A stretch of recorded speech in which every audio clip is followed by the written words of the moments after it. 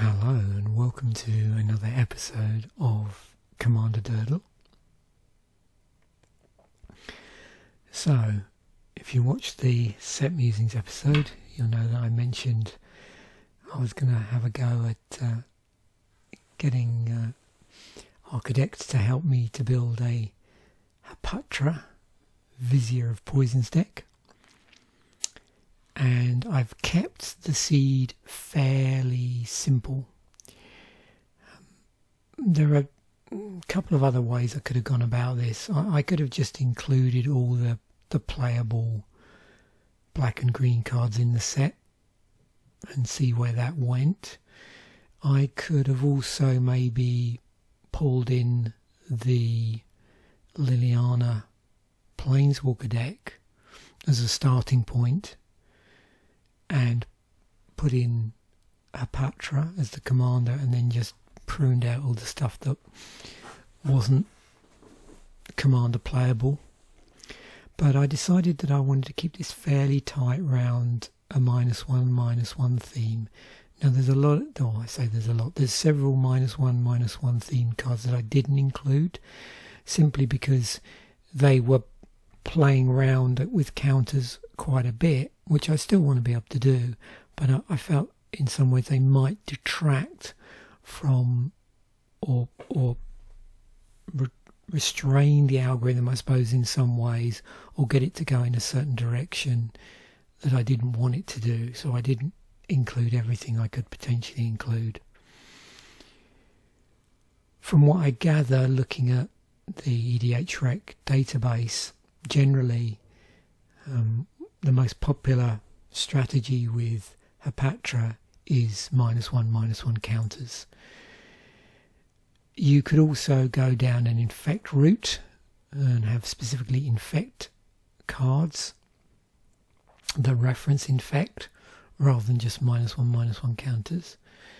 You could do some sort of tribal stuff, Phyrexian tribal, snake tribal, death touch, sacrifice. There's probably a planeswalker theme you could fit into this.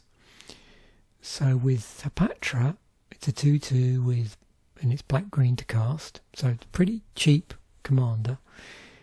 So whenever it deals combat damage to a player, you may put a -1/-1 counter on target creature.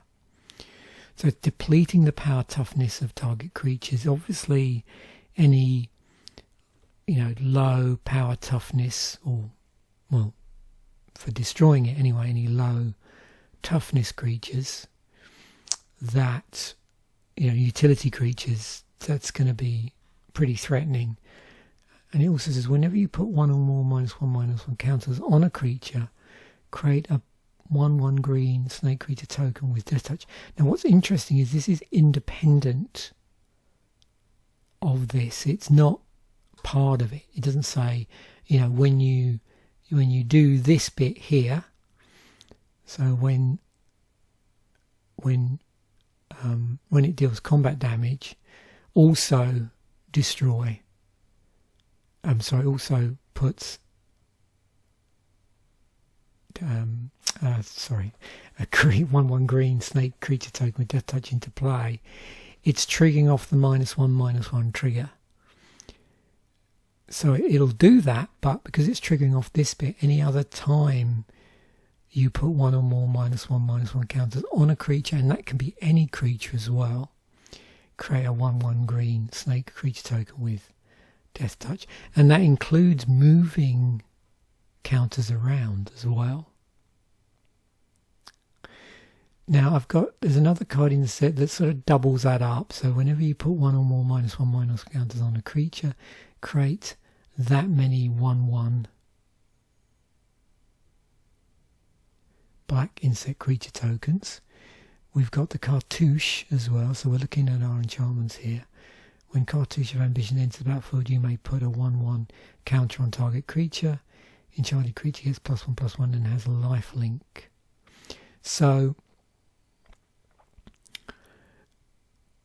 what you can do here, and this could come out, this would be a -1/-1 counter on your own creature.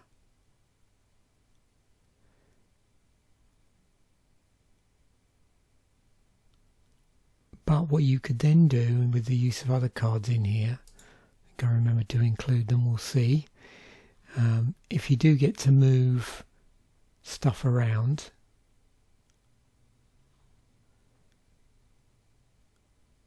yeah, you can then take that counter off of it at some point. Because when you do that, move it somewhere else, this triggers. So we've got Grasping Dunes, so it generates colourless mana, but you can sack it and it'll put a -1/-1 counter on any target creature. Liliana's Influence, put a -1/-1 counter on each creature you don't control. You may search your library and or graveyard for a card named Liliana Deathwielder, reveal it and put it into your hand. So it tutors for Liliana, and these come from the Planeswalker decks, or one of the Planeswalker deck from the set.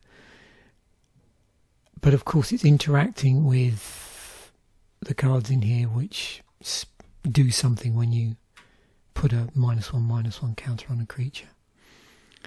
And then with Liliana, as part of its +2, put a -1/-1 counter up to 1 target creature. So again, any creature.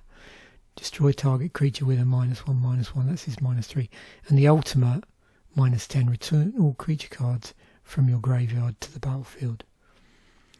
Splendid Agony allows you to distribute 2 -1/-1 counters among one or two target creatures. So you can basically use this as a removal spell for like low power creatures. You can just use it on something, any creature. If you just wanted to generate these without killing anything and then move it around, and you get the gist here. Hapatra's Mark, target creature you control gains hexproof until end of turn. Remove all -1/-1 counters from it. So that'll take it off any -1/-1 counters that you've put on your own creatures for any reason, if you don't want them there anymore.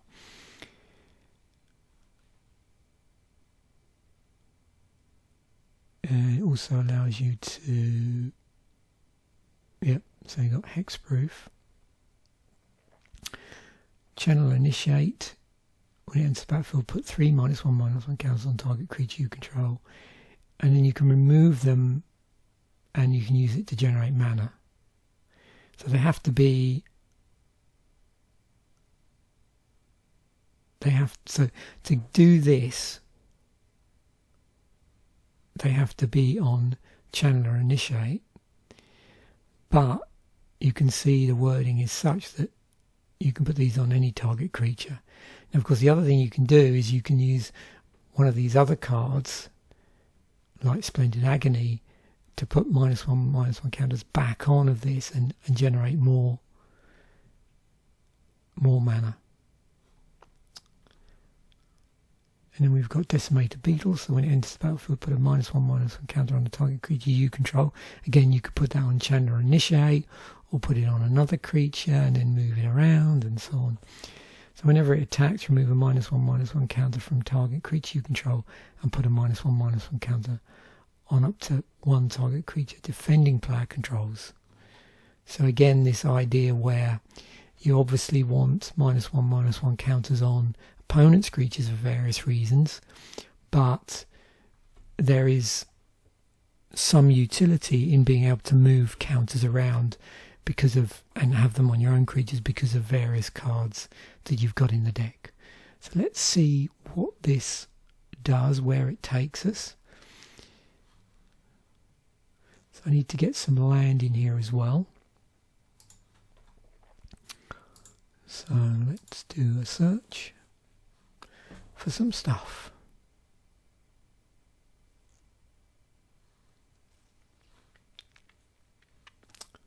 Just get a feel here. So looks like we've got 1 or 2 things from sort of Lorwyn Shadowmoor era, which doesn't surprise me because that was pre-Infect. So there was a lot of references to -1/-1 counters. but we don't necessarily have references to poison here. The other thing is these proliferate, so there's quite a lot of stuff from oh crikey, hold on, sorry. Scars of Mirrodin. There's quite a lot of stuff from Scars of Mirrodin, or some stuff which has this proliferate on it. So that's something else we're looking for, is the ability to increase -1/-1 counters, because if you're proliferating, that's going to trigger all sorts of things. You might already see some cards cropping up from the next set as well. Hour of Devastation. Just make sure there's no Planeswalker beyond the one we've got. No, we're good on that. Probably going to keep most of the support cards below double digits, so we'll almost be doing that thing where, you know, more than a third of the deck is land, and then, you know, just under a third of the deck, or around the third, is creatures, and then under a third is, just under a third is the remaining stuff of instant sorceries, artifacts and enchantments.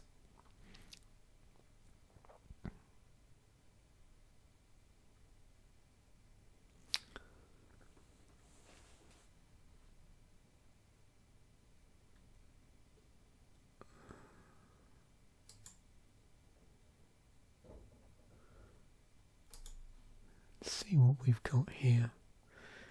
Grim. Oh yeah, these are cool. So of course it had proliferate on it. Once one contact creature, then proliferate. Yes, please. So I think we've got a couple of instances already. So I'm certainly going to grab that. So yeah, anything that starts manipulating -1/-1 counters to achieve certain things would be good, so it might double up. And then also tokens is something else interesting, because if I'm spitting out snake tokens and other tokens, second harvest would be nice.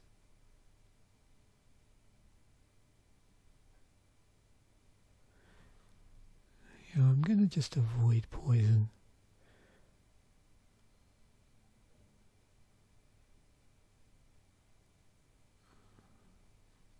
Interesting.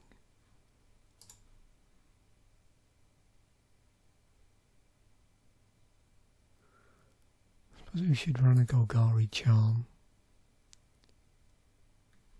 And a Putrefy is nice.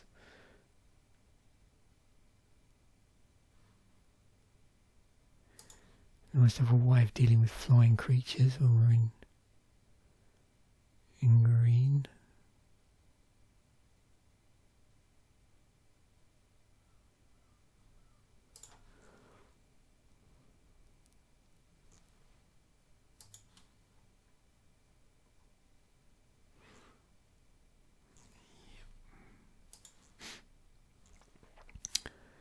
Moving on to sorceries, I'll just redo this just in case it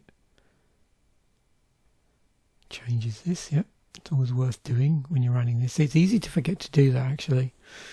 You know, if you do want it to reassess where it is in relation to what the current seed is at this point. Put X -1/- each creature. It's interesting removal in this deck. Yeah, Incremental Blight.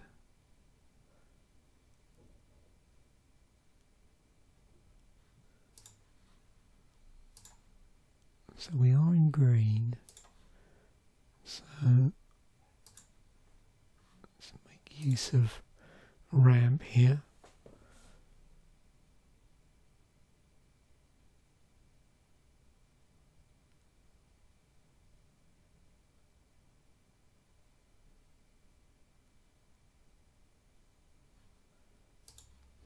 Sickness.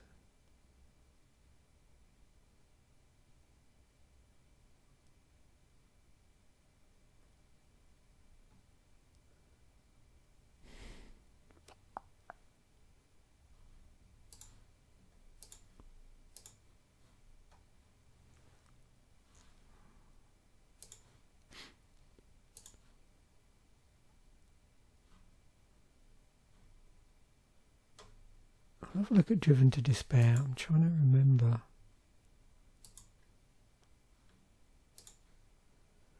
Till end of turn, creature you control will gain trample. Whenever this creature deals combat damage, draw a card. Okay. Turn creature you control. Yeah, why not? I know it was in the next set, but interesting piece of utility there. So, artifact time. Well, I suspect we're going to see, what do you reckon? Soul Ring. And interesting Contagion Clasp is above that. Well, no surprise, I suppose. And Contagion Engine is high up. So,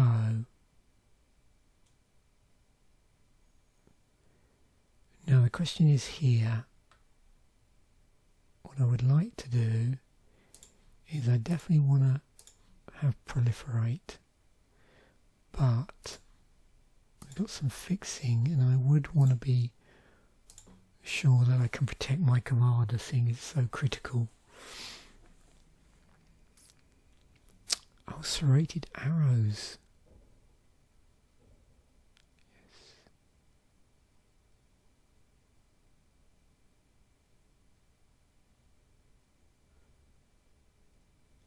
That's interesting.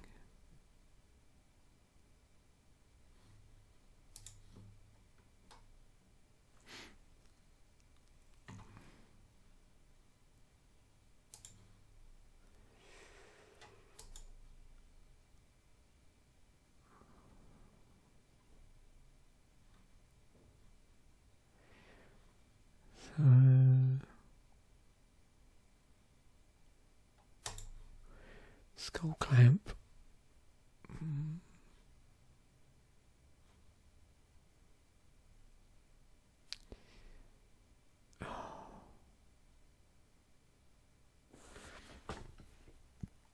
Yeah, let's do that.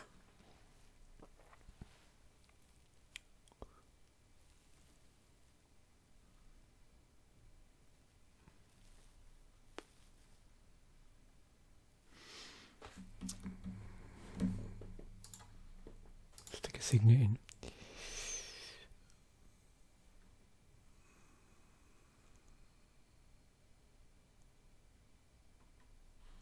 Enchantment. Next up, good old Blowfly Infestation.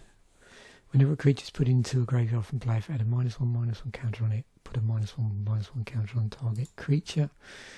Whenever a -1/-1 play that on the creature, you may put a. So yeah, got some tokens coming in.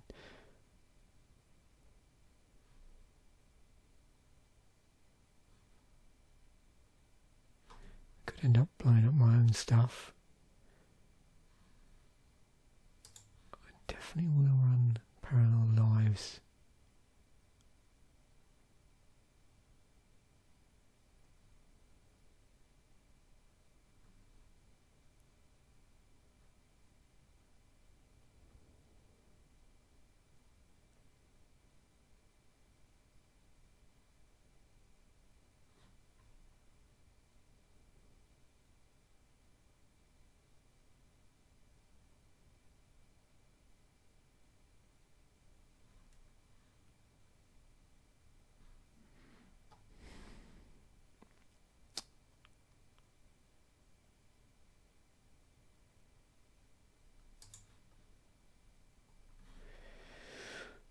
It's nice if I'm going to be generating lots of tokens, possibly.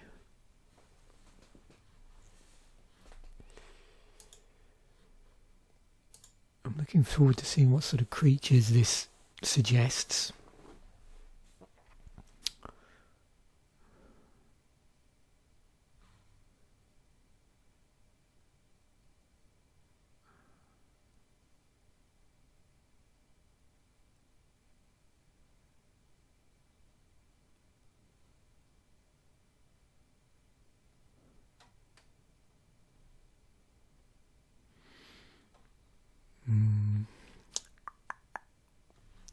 Think about that.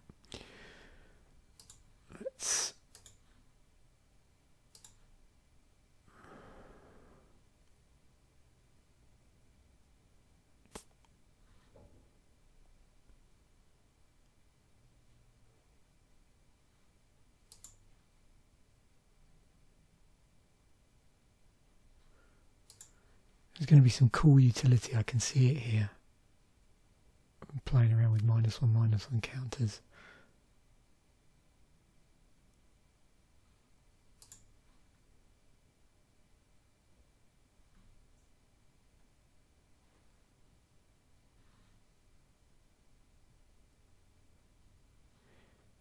Oh wow, this looks like a really fun deck, or has the makings of a fun deck.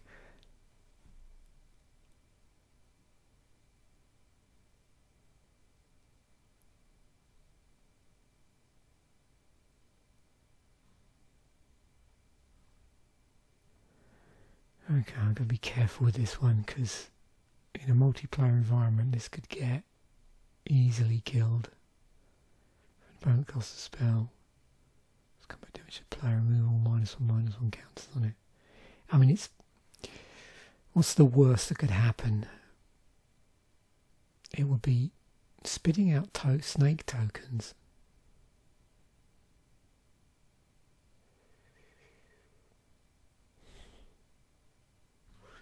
Yeah, not sure.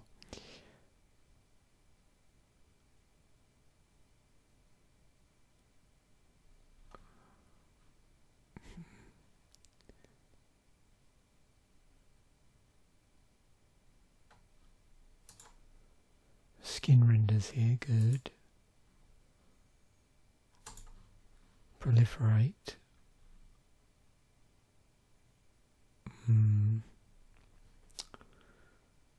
Plain green black, so depends I suppose.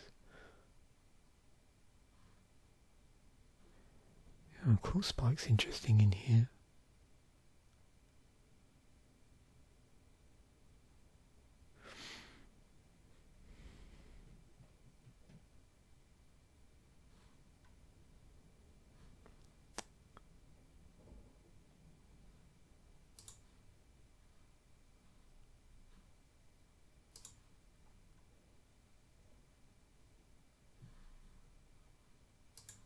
Oh yeah.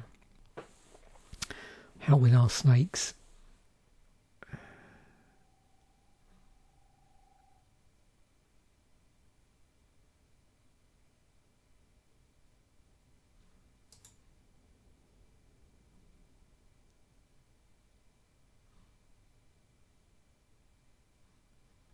Oh yeah, there's another card that does that, which I really like in black.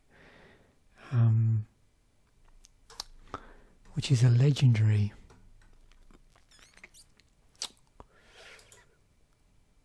Was it Queen of something? I didn't think. Not Coffin Queen. Whoops.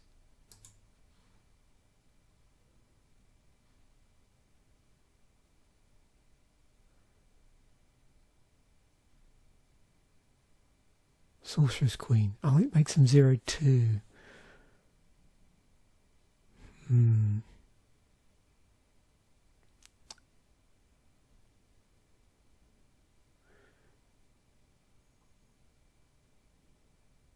Yeah, it's a pity really. It would be better if it was 0/1. Okay, where are we? 50. Oh, I know what we forgot. We need to put our basic lands in here. Let's do that now. And then I'll come back to some creatures.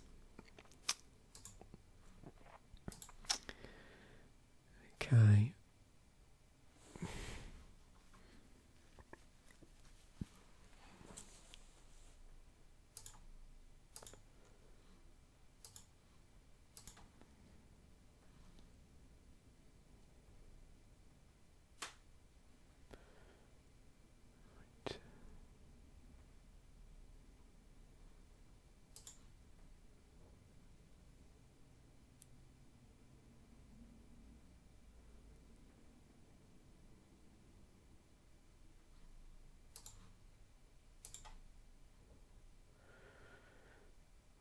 Forgot to put the Evolving Wilds in actually, I think, from the set. I have to change the artwork.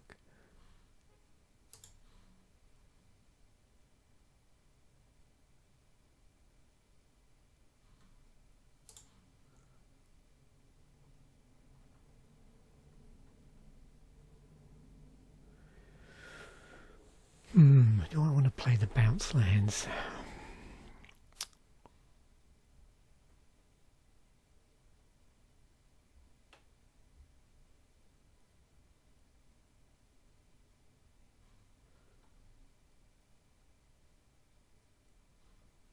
That's cool in this set.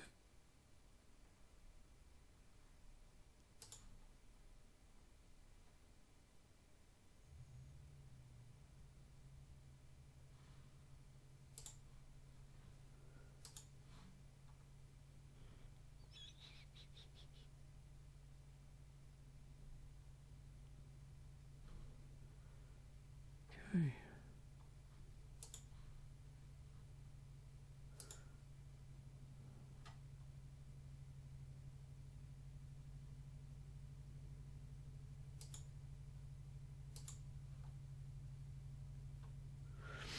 I'm trying to even remember if this ever had alternate artwork. I don't think it did it?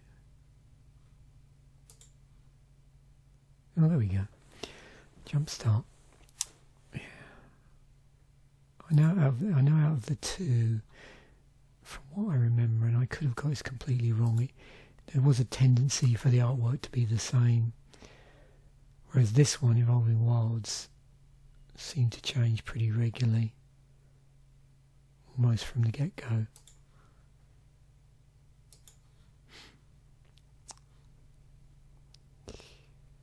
Right. So, it's roughly the same at the moment. So, if I do...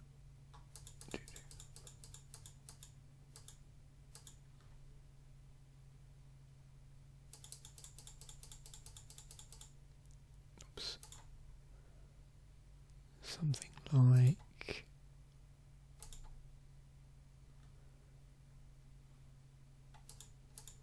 maybe this.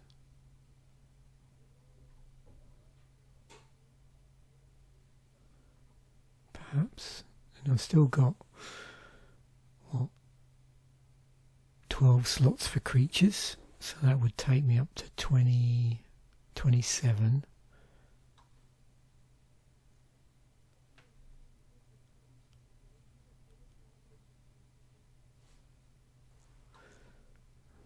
Like that.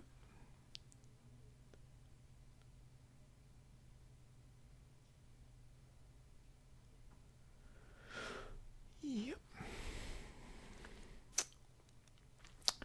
There was something else I was going to do and I've forgotten now, but never mind. Oh, I was going to change the artwork on those. You know, because you've got to... So, I wonder what artwork we can have. Ooh.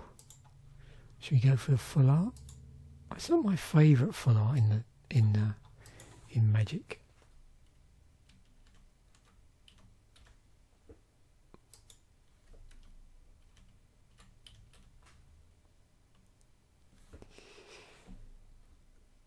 What did the Amonkhet Remastered look like?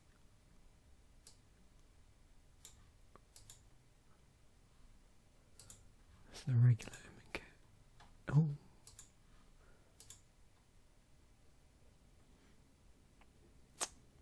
Okay, yeah, actually saying that, not too bad.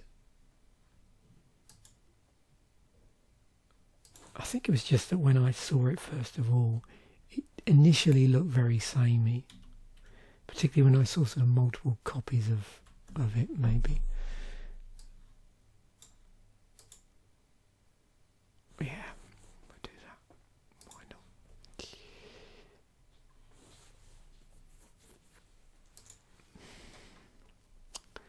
So, back to creatures.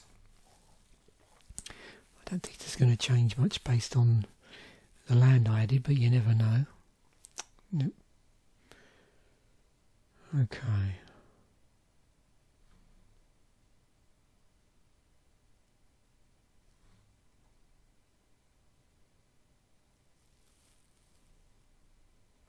Interesting interaction there.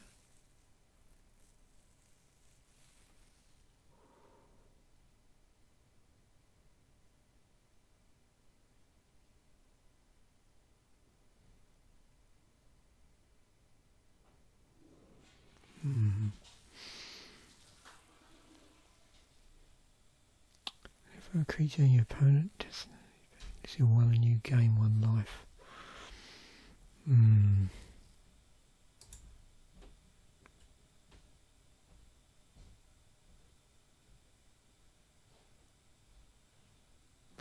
Okay, yeah, that's cool.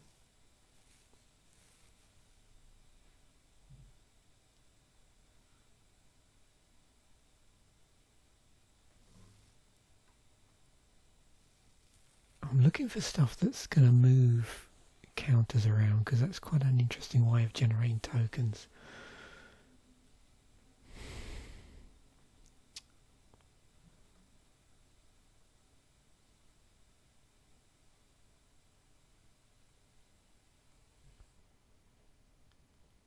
It's taking them off, but they're not going anywhere.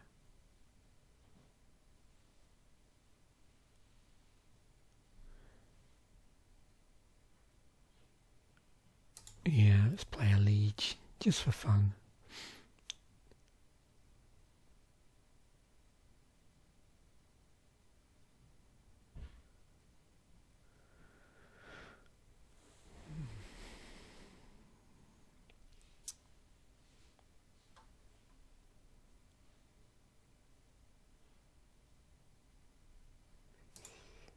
Suppose it wouldn't hurt to put a bit of removal on.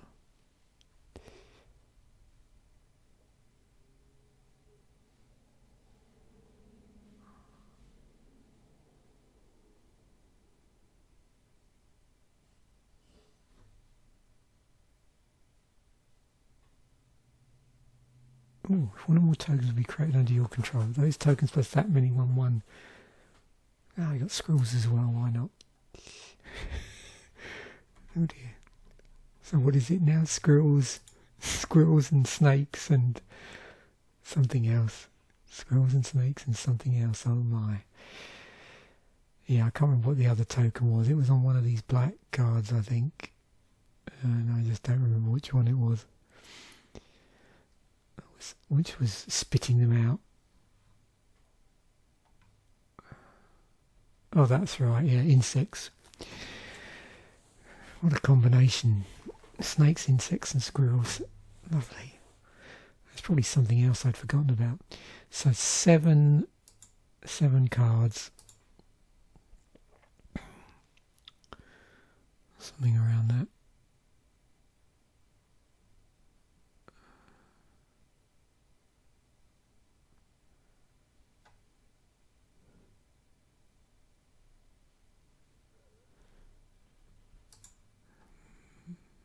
Where I've got something to move around.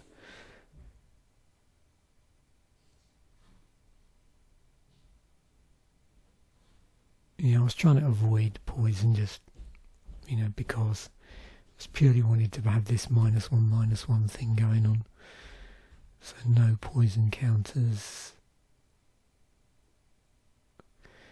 2 counters on target creature you control when it dies. Yeah, that moves stuff around.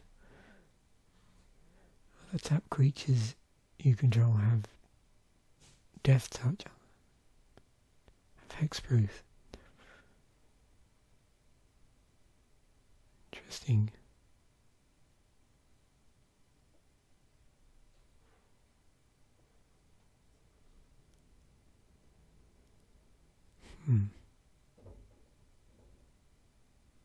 Oh, of course, when you block, you tap.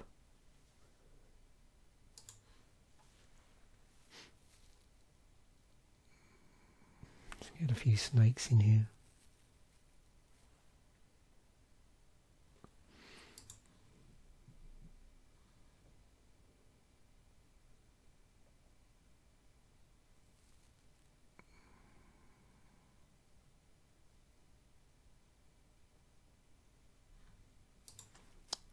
Move them around.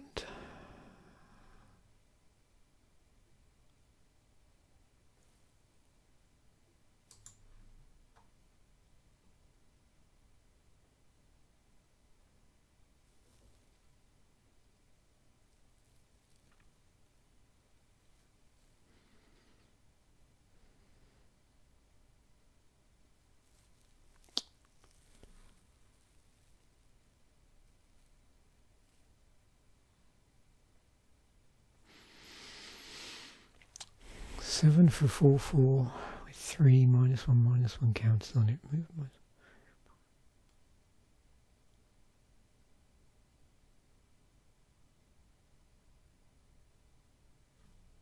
Okay.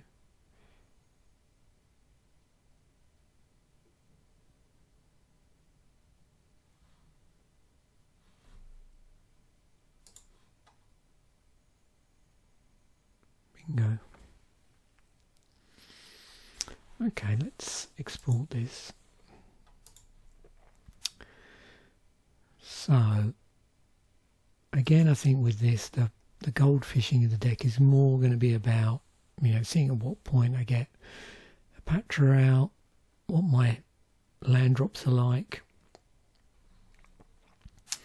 and then, you know, the first few cards that come out, just go from there, really. Because I've got no opponent cards that I can put -1/-1 counters on.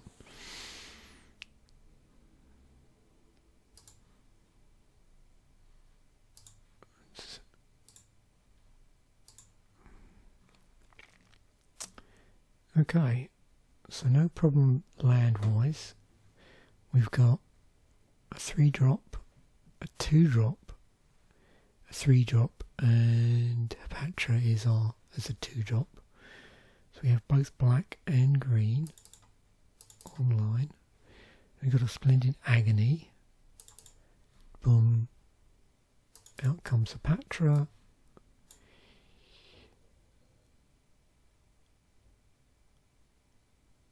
This is a May trigger as well, which is handy if there's no creatures in play, or nobody else has creatures in play, but we do. We don't have to put -1/-1 counters on anything, which is always nice.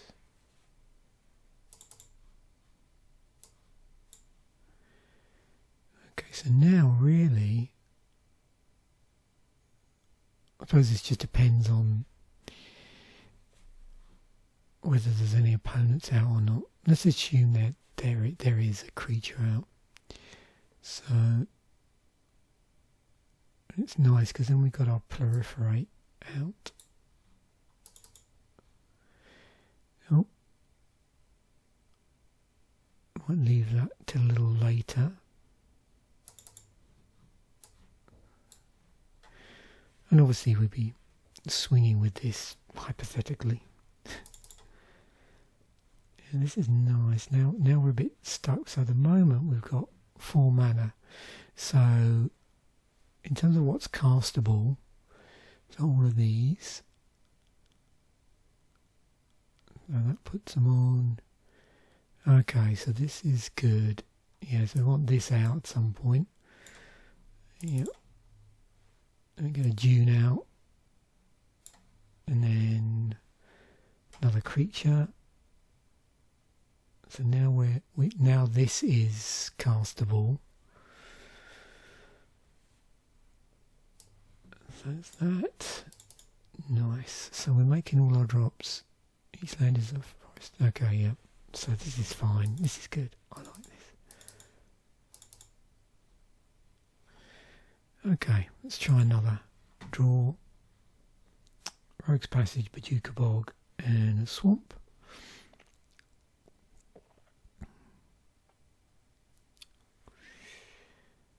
Okay, this is really, you want late game, that's the only thing.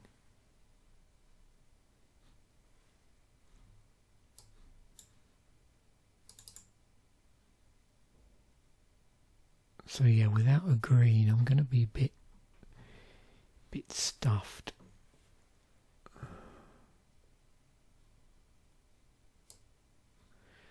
So I'm making my drops, but unless I get a green soon, I was saying no. It's unfortunate.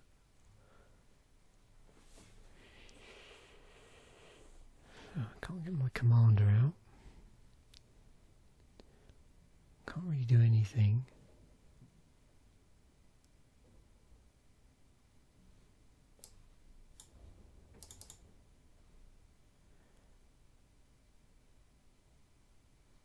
I mean, I I could get this out, and at least I would have this out. But I don't see the point really. 1, 2, 3, 4, 5. Yeah, and I'm in danger here of having to discard.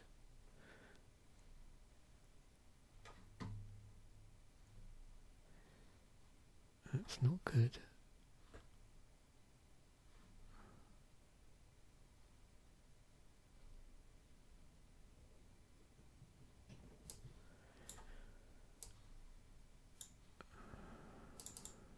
Oh, now, so then I can get my Hapatra out.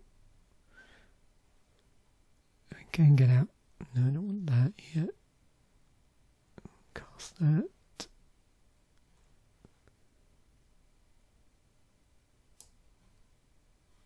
Can now get that out.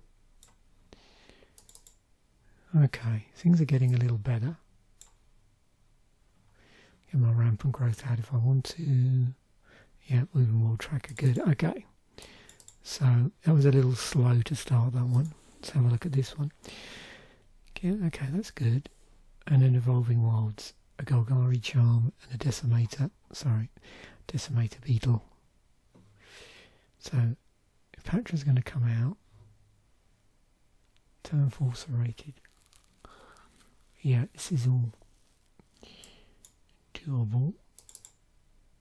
Oh, Blowfly Infestation. That's nice.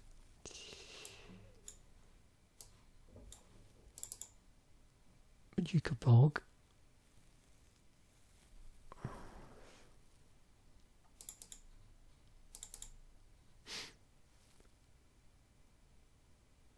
I'll get that out, I think.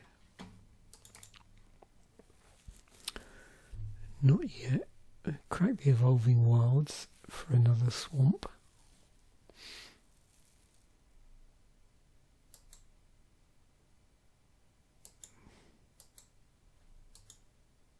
Pretend that's a swamp for the moment, just so I don't have to faff around in here. Actually, no, let's do that properly. Let's crack that. And then search and shuffle.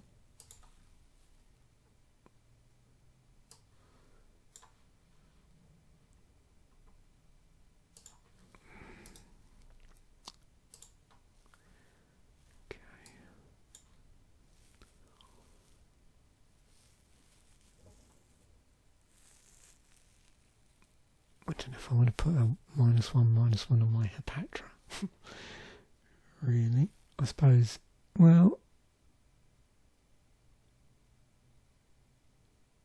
it's going to kick out snake creature. Black's on Zenith, so let's just see what else we've got. Again, I'm going to have to start emptying my hand. Yep, but that's not too bad. You got, one lander.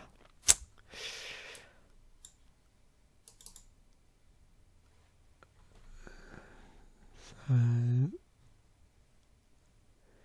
nothing's castable.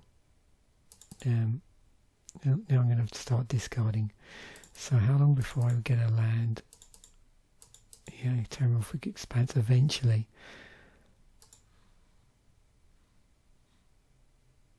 Okay, it's fine.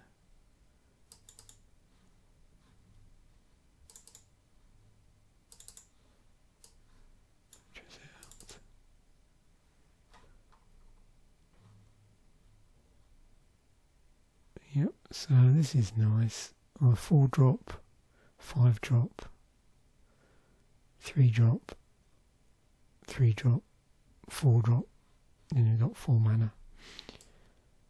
Oh, actually I'll put that around the wrong way, never mind. It's supposed to be a forest out.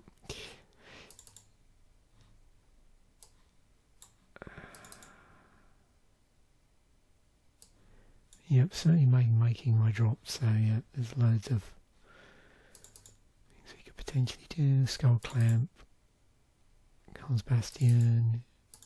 It's good we're seeing the proliferate cards, which is nice. Yeah, that's good. So we're seeing quite a few, well, I was going to say quite a few 4-landers, 3 and 4 landers, but Here's another 2-1. Oh, that's good. So maybe that one was just a one. Here's another one-lander. How long before we get anything? Yeah, we could get a little stuck on that one. And then finally, yep. So I think generally that's okay. I don't think I'll do much tweaking with the land base there. The mana base. My decks. Amonkhet.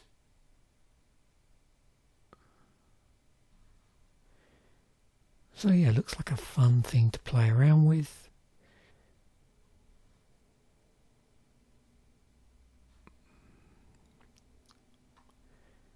Did I get the balance about right? Yeah, that's fine.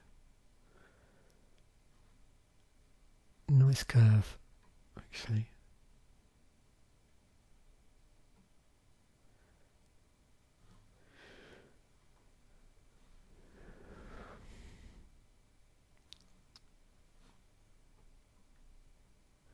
Okay, so there we have it. That was our Hapatra Vizier of Poisons deck, ably assisted by the EDH Rec suggestion algorithm built into Architect. Yeah, that was fun to see how that went. And not, again, didn't suggest many. What was I going to say? Yeah, poison. Many poison stuff. So -1/-1 counters, but not specifically poison counters or infect. Thanks once again for watching. Bye for now, and I will catch you in the next episode.